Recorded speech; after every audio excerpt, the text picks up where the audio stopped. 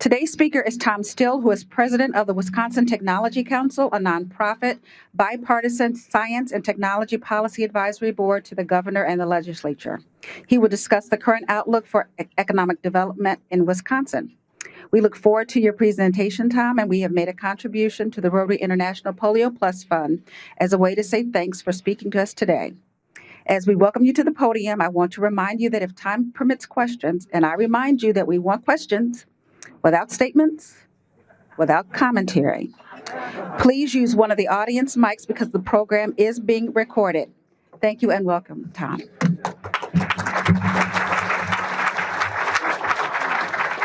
All right. Well, thank you, President Hurd. Great to be here, be part of this fabulous Rotary tradition here in downtown Madison. And also good to see so many friends and familiar faces. And 3 or 4 parts of what we're going to do today. I'm going to tell you a little bit about the Tech Council itself and some of our work, and then talk a little bit about what I'm seeing around the state, some of the opportunities, the challenges, some of the really exciting things that are happening in Wisconsin, and then close with some thoughts and as Donna just suggested, questions. So I'm all too eager to hear that. And so I'm going to find my. There it is. Okay. Well, first, a couple of thanks to my guests here today. My wife, Kathy, is here, and 2 of our team members, Cassidy and Laura, who really helped make the Tech Council move. We're not the biggest organization in the world, but we've got a great team, and they're doing a lot for Wisconsin and for the Tech Council itself. So, what do? We've been around about 15 years. We were organized as a nonprofit science and technology advisor to the governor and the legislature. And this goes back to the Wisconsin Economic Summits, early 2000s. And we were sort of born out of that time. We've always had a policy role. We've worked on things over time, including the Act 255 tax credits. Those are the investor tax credits that have been so influential in Wisconsin. More recently, things like the Badger Fund of Funds. But we also get involved in policy issues that range from higher education to stem cell research to a variety of other things that touch one tech sector or another in Wisconsin. And we do like to look at tech sectors agnostically. We don't care if it's life sciences or IT or advanced manufacturing or farm tech, which we're seeing increasingly, or fintech. All of that matters in Wisconsin in terms of building this economy. We do a lot of events. Some of them are listed here. Coming up is our early stage symposium, for example. And we work with individual entrepreneurs, investors, and others about how to make the connections, how to get started, how to present, all the kinds of nuts and bolts things that we think are important. A couple of our recent publications, we did one on higher ed that we hope and believe helped change the course of the debate around higher ed. For a while, it was looking pretty grim in some quarters, but we think that there's been a bit of a reversal around that. In the middle there, you'll see our white papers, which are biennial, and those are ideas. Those are ideas that we propose to the governor, the legislature, and state agencies, and private sector, and anybody else who will listen, frankly. And then most recently, our Wisconsin portfolio. That's an annual look at the investment climate in Wisconsin. What kind of deals are happening, especially on the angel and venture side. So we've got a lot of strengths in Wisconsin. I found this old map that really speaks to the state as it was probably 100 or more years ago. But a lot of these things are still part of the fabric of Wisconsin, and they're part of what is making the state move today, although often overlaid through technology that is modernizing different industries. You can see ag here. I mean, that's historic in Wisconsin, but food processing, safety, animal health, genetics, organics, robotics. Increasingly, robotics are playing a huge part in agriculture. Clean tech, you can see the list. A variety of things that have been historic strengths in Wisconsin. So why today? Why Wisconsin? Why would anybody want to come and do business here?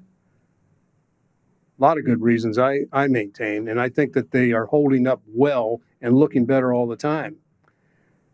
when we hear from entrepreneurs and others about the cost of doing business in different places, perhaps on the coast, our cost of doing business is lower, and it's much more predictable.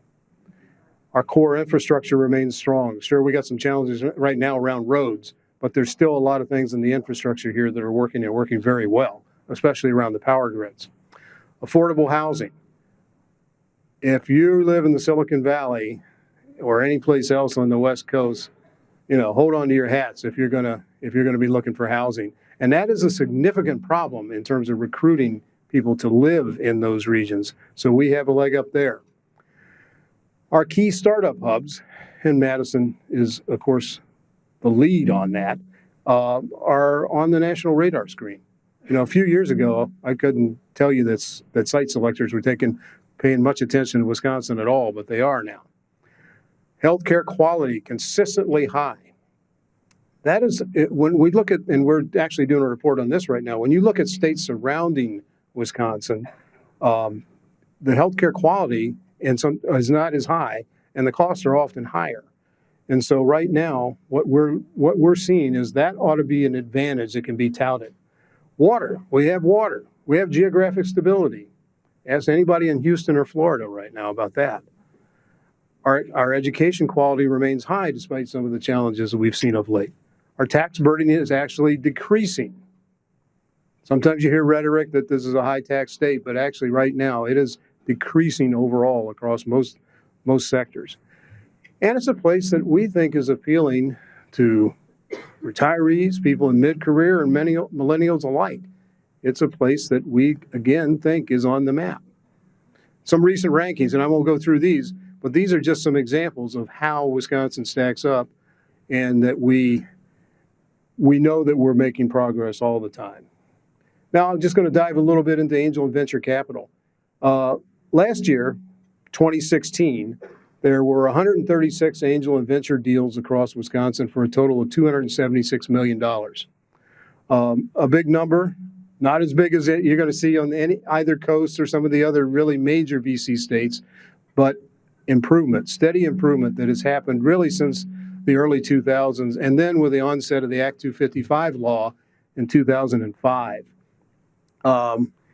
Healthcare and IT often lead the way. Average deal size is growing. That means people are putting more money into maturing companies.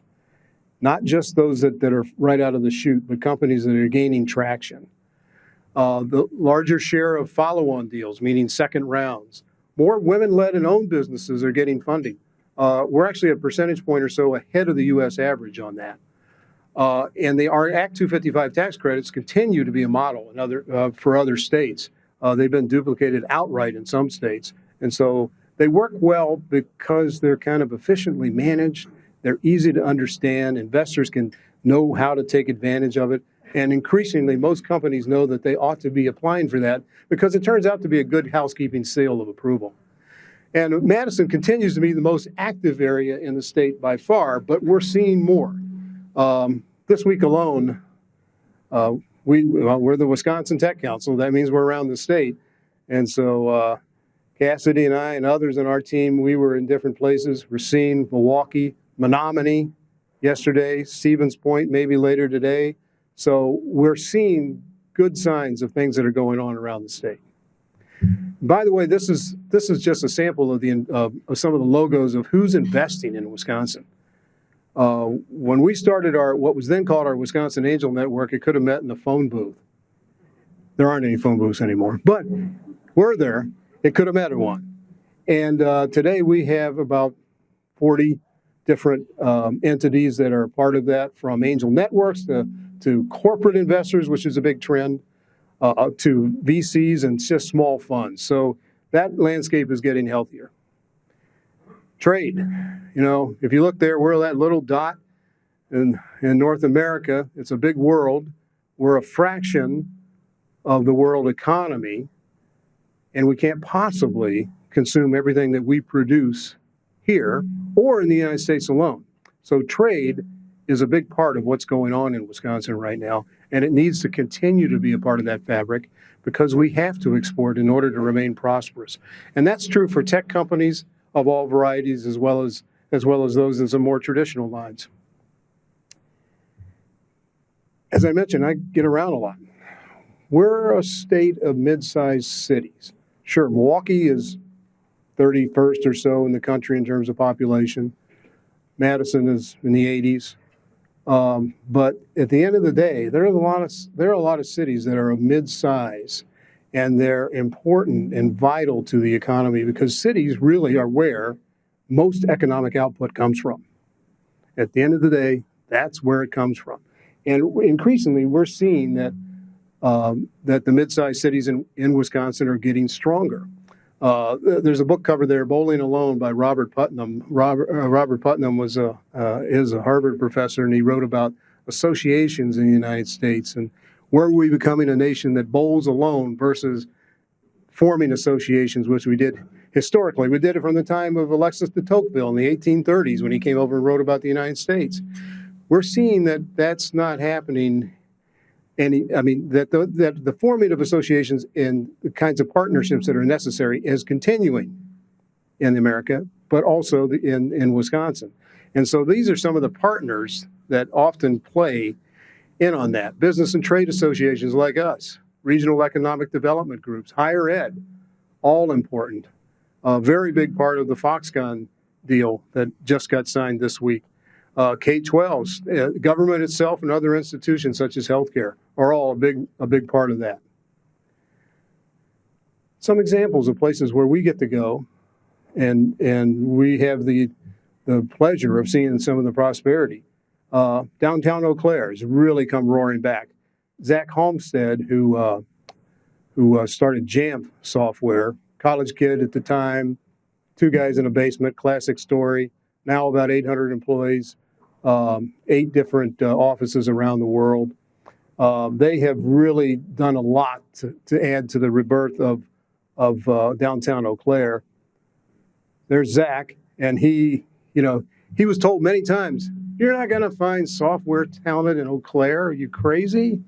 But he did, and he attracted other talent. And I think that's been instructive in a lot of ways about what Wisconsin has to offer and what it can do in terms of attracting and retaining that kind of talent. Pittsburgh, just down the road, they've got a buzzing tech hub. Middleton, same thing, just west. Same thing, it's a city that has really come into its own in a lot of ways.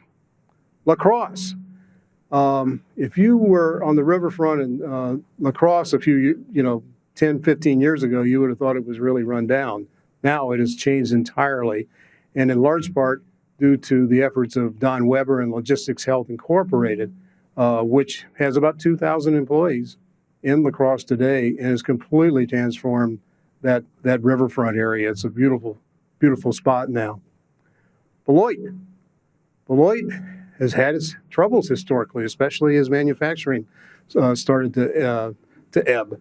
But the Hendricks family there, and there's pictured as the late Ken Hendricks. He died, I think, in it must have been 07 or 08. And Diane Hendricks have really done a lot to push along that community, and especially on the startup side. Iron Tech is a great example of an accelerator in Beloit. Janesville, they could have dried up and gone away when General Motors folded up its tent, right? After 100 or more years in that city, they chose not to. They chose to fight back. They chose to be open to new businesses. And so Shine Medical is a great example, born of some UW-Madison technology. It is now building a facility in Janesville. North Star is another similar firm that is in Janesville. So that city is a good example of what's coming back. And of course, Madison. This was and still is the leading example of what it looks like for a mid-sized city, and I would still contend that Madison as a mid-sized city can do around technology and around innovation. It goes back a ways. Many of you will, in this room will remember the dawn of University Research Park in 1984, the launching of Epic in 1979, the launching of Promega about that time. These are companies that have left an indelible mark on this community, and they continue to do so while others come up and fill the void behind them in terms of more jobs, more more people, more companies, and economic activity. Starting block is something that's going to happen in downtown Madison within the next year or so. And so that's another exciting addition to things. So, as I said, collaborations and business partners are really key to Wisconsin's success. And one of the things that's often not noticed, at least by people who maybe aren't every day in the entrepreneurial community, is how different the landscape and the infrastructure is today versus 15 years ago. We were just up in Menominee yesterday for a meeting of our innovation network, and our speaker was a firefighter from Eau Claire. Jeff Dykes is his name. Well, Jeff invented, and he's a firefighter. He'll be the first to tell you he's not really a business guy, but I don't listen to him because I can tell he's really a business guy. But Jeff invented something that goes inside a firefighter's helmet. It's an 8-directional compass that helps firefighters and others who maybe be in emergency situations or divers find their way in dark conditions. So, and hopefully not many of you have been inside a fire, but it's smoky, it's dark, you get disoriented. And Jeff has been able, with this fairly simple invention, to figure out a way to help people in that areas. He won our statewide governor's business plan contest in June, and his company has continued to take off with inquiries of around the world, and hopefully he's going to have his first round of product, he said, by the 1st of November. So he's going to be selling these devices through the firefighting community and more. He talked about what the help he got. Momentum West, which is the regional economic development group there. That's the same as MadRep in this region. The UW Small Business Development Centers, Idea Advance, us, of course, through the business plan contest. The list went on, and now he's going to start on something called Export Tech, which is run through the Wisconsin Economic Development Corporation and some others to help people learn how to export. That's one thing he says I know nothing about. That kind of infrastructure wasn't there 10, 15 years ago. It has come on, and it is what is helping to make this a better place for startup companies and entrepreneurs, especially in certain sectors. I won't say that universally, because there are some startups that don't really lend themselves to that kind of help about scaling a company, but it's generally really helped in especially the past decade. So success stories in Wisconsin. Amazon, of course, has that major facility along I-94 near Kenosha, and they have announced that they're going to build a second headquarters somewhere in the United States. I think Milwaukee will try to make a bid for that. I think the city of Milwaukee has a lot of great things going on right now, and I think this could be a part of their effort to continue to grow. Generac, of course, is the generator company that has expanded and remained here. There's a list here of others. Exact Sciences here in town, great story. Started with 2 people, came back, brought a near dead company back from Boston to root it here, take advantage of the fact that the UW-Madison had such great research, and to do a lot more to grow it. Today, I think, if Kevin Conroy were here, he could correct me on this, but it's probably about 800 employees, and they're going to have another expansion coming up. Great story. Haribo, that's the gummy bear manufacturer. They've wound up in southeast Wisconsin. And Shine Medical, which I mentioned earlier at Janesville. Comply 365 was a great story, came out of northern Illinois, was encouraged to move across the border, have grown sharply since they did. They're in that Beloit area. So Foxconn, in the news a lot. This was signed Monday. The bill that's part of it. That's part of the journey for the legislature to have approved that and passed that. But now it goes into what I would almost call, for the bankers who are here, an underwriting process. That there are a lot of things about this process that have still got to be worked out over time. It's a lot of money, right? $3 billion spread over 15 years if Foxconn meets their incentives. They don't get a dime unless they actually do it. They have to do what they said they're going to do before they see the money. So that comes out in tranches as they perform. Think about, and this has been this has been a big part of the debate, of course, is the size of this. But what would you pay? And I pose this question here. What would you pay to essentially rebrand this state as a tech hub of North America? Right? I mean, it's $3 billion spread over 15 years, but we have a close to $310 billion economy every year. We have become a place that has started to be known for its technology. This is an entirely new technology for North America. In fact, anywhere outside of Asia. Liquid crystal display. It's going to be used for so many applications. It's going to be used in life sciences, which we're very adept at in this state. That investment is something that I think is well worth pursuing. It was well worth pursuing. Now we're the dog that caught the car, right? We're there and we caught the car. What happens next? Well, a lot has to happen. And it's going to take that, when I mentioned that partnership earlier, higher ed on workforce and others, the notion of the business community itself, local government, state government, many others are going to be a part of the play to try to get this to work. And again, this is a pay-as-you-grow strategy. So Foxconn has to perform in order to get those incentives, and they will be measured out over time. So this will be interesting to see how it works. Now, current concerns that we have. Startups. Every once in a while, the Kauffman Foundation issues reports on various things. Like there's one, a Main Street Entrepreneurship Report, where Wisconsin is number 2 in the nation. And then they come back with something on startups. And the last 3 or 4 years, we've been 50th. I don't get it. I'm out a lot. I see the activity. We see the rise in the number of people who are taking part in our programming. It could be by certain measures. And one of the measures they use, by the way, is people who left their job to start a company. Well, that's not Wisconsin. Most people here moonlight, right? I mean, they start a company, but they're still doing something else. That's the trend that we see, at least with a lot of startups. So, but we want to make sure that that there are things to be fixed if they can be, and that's where we hope to play a role moving ahead as well. Workforce, it's more than just Foxconn. There are a lot of demographic challenges in this state. Globalization, competing in a dramatically changed world. Bridging the digital divide, and especially in rural Wisconsin. Broadband has not been entirely what it needs to be in parts of the state, but it's getting better. There was something called the Connect America Fund 2.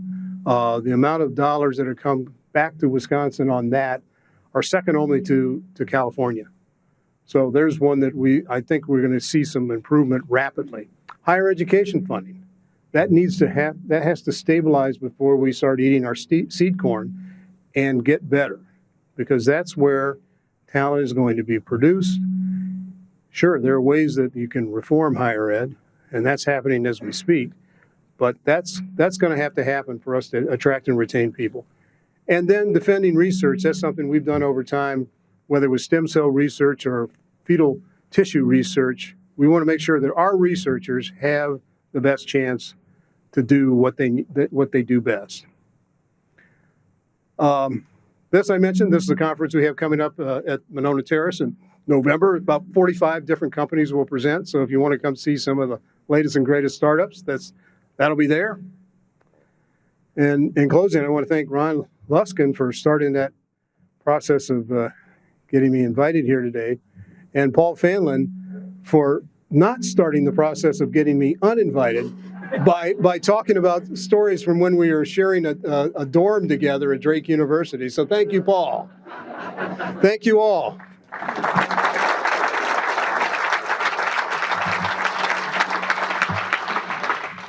Questions?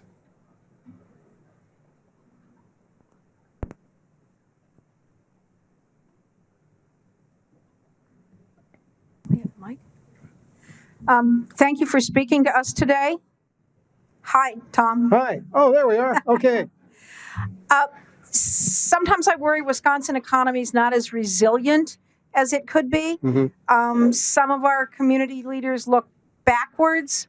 What's the Tech Council doing to support a low carbon future next energy opportunities? A couple of things there. We have over time been partners with the Wisconsin Clean Tech Network and actually helped start that. That's where we try to feature ideas, companies that are in that realm, and it can be about water, but also energy. We see those kinds of companies applying for our events and contests, and so those are coming through there. And we try to connect them with investors. You know, investors are a funny lot, and there are some in the room here. They often specialize, just often like medical specialists. They may be interested in software, but they don't want to invest in anything else. They may be interested in life sciences, but nothing else. And some are interested in particular in clean tech. So we've been supportive in our white papers of moving toward that future. You know, it's not well known, but the number one source of, in percentage terms, energy growth in Wisconsin right now is solar. And that surprises some people. And there's some wind, but I think there's going to be a need to sort of import some more wind from the west. So hope that helps. Thank you for being here. Would you comment on the value of the arts, theater, music, dance, and so on, in attracting and keeping companies and investments? Is part of what makes those cool cities that I referenced. Madison's a great example of that, I think. There are, well, Ann Kotz, some of you may know her. She's active in the arts community here. We've done some things in terms of promoting that economic value of the arts. It is essential in the quality of life fabric for attracting and maintaining people. And I won't say just millennials. I mean, sure, that's part of it. But I think older adults as well, I think they appreciate that, and they see it as part of what should be done. So in a lot of the communities that we see, that's going on. La Crosse, I mentioned Don Weber and Logistics Health. They were a part of building a performing arts center there on the riverfront. Zach Homestead and Jamf in Eau Claire, they're part of building the Confluence Center in downtown Eau Claire. So you can see that in different places around the state. We did some polling not too long ago about how do young people view Wisconsin, and for a lot of them it was all it's farm and cheese and Packers and whatnot, which is great. We don't want to turn our back on any of that, but many of them were not especially aware of the quality of life around, not only on the natural side of things but on the cultural side. So I think the more we can talk about it, the better. Fred. You mentioned earlier that UW was, deficient or not contributing as much as they could to the cause of economic development. And I think you intimated that has improved. Can you tell us what was wrong and then what Sure. was done to make it better? Yeah, I think more. I was suggesting that support for the university system at large had been sagging for quite a while, and it didn't just begin 5-6 years ago. It began in the early 2000s. You can chart the decline in state support for the UW going back then. But to get back to, I think what's the core of your question, what's changed?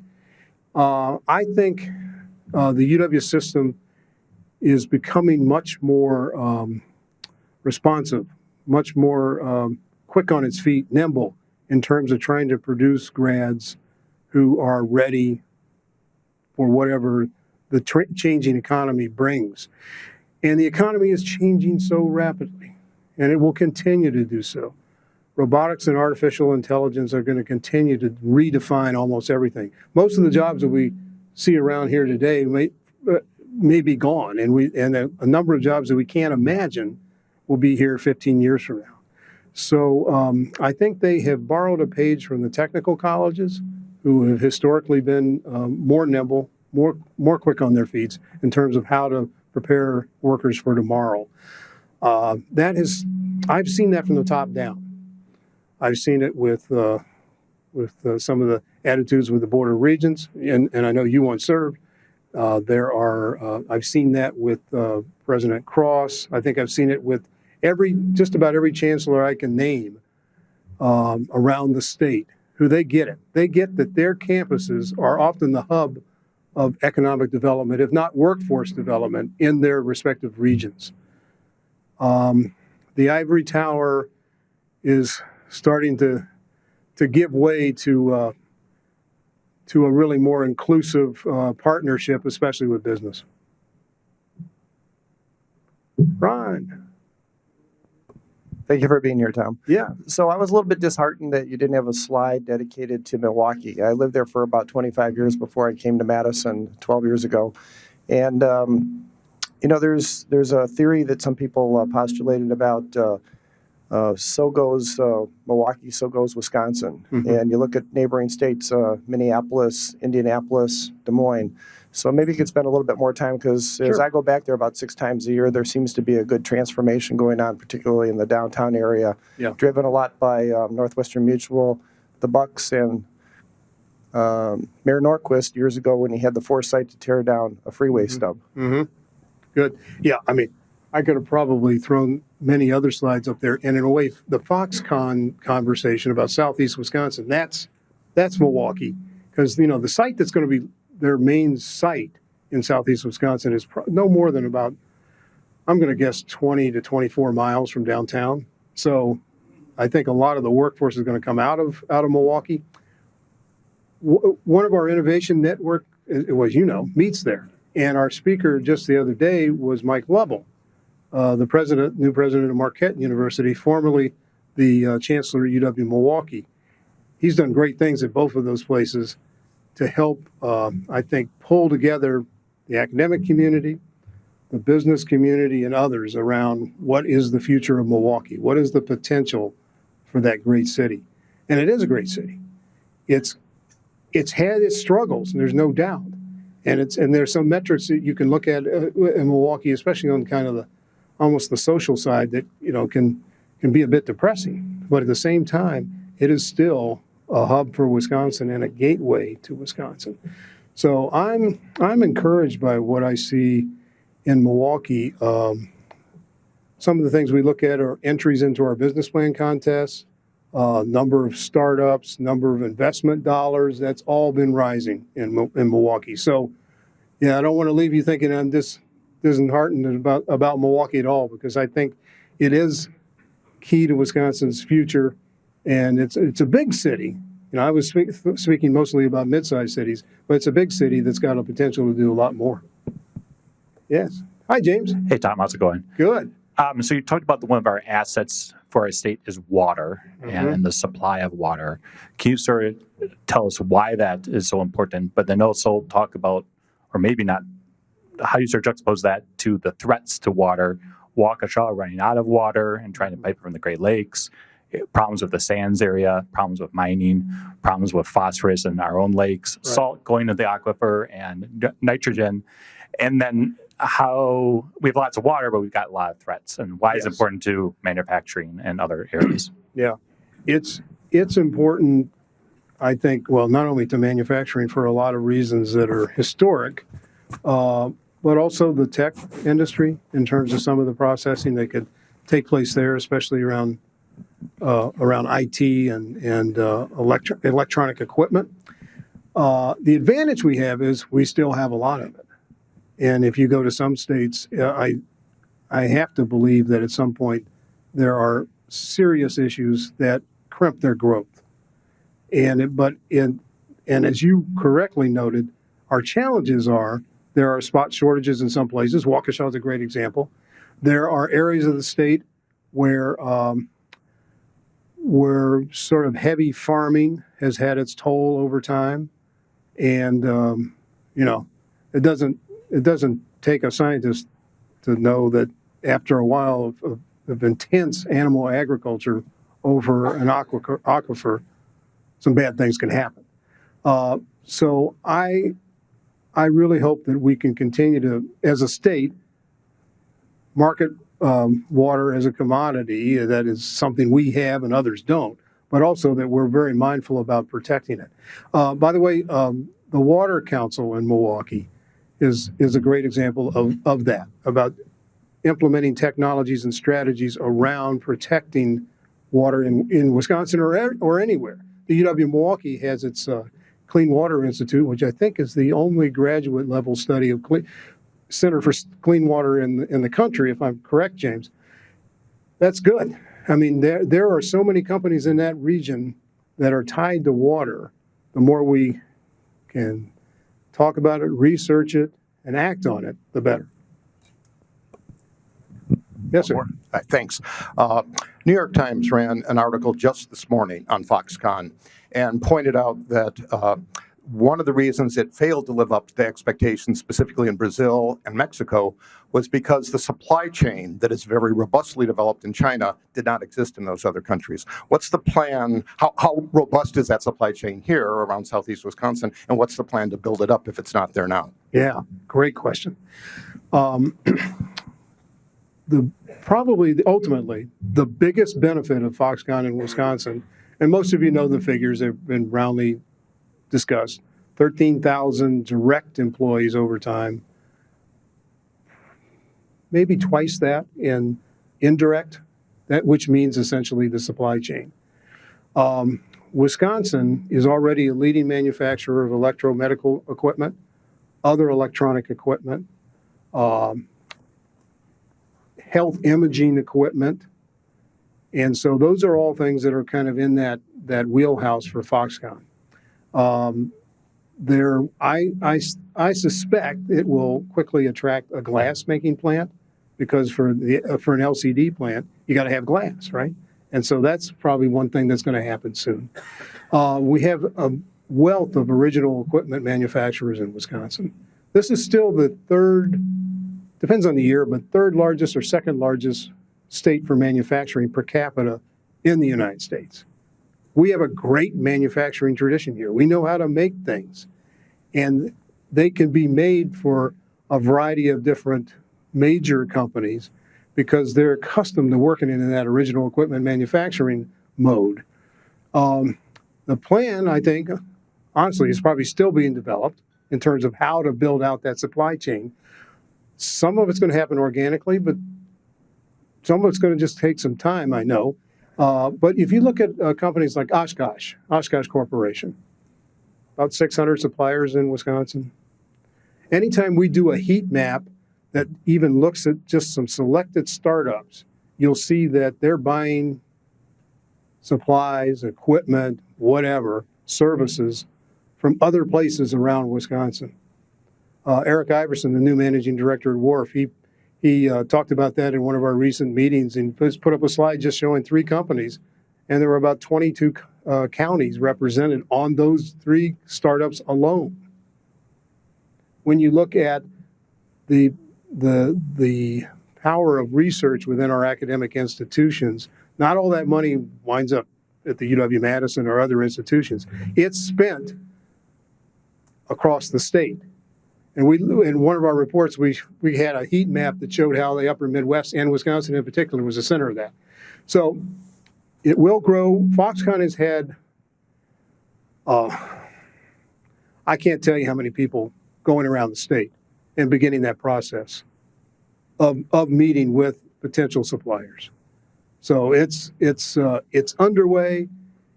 It's one of those things, because it's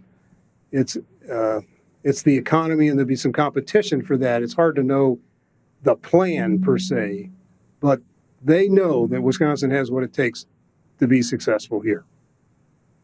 So, thank you, Dan. All right, thank you all. Thank you, Mr. Still.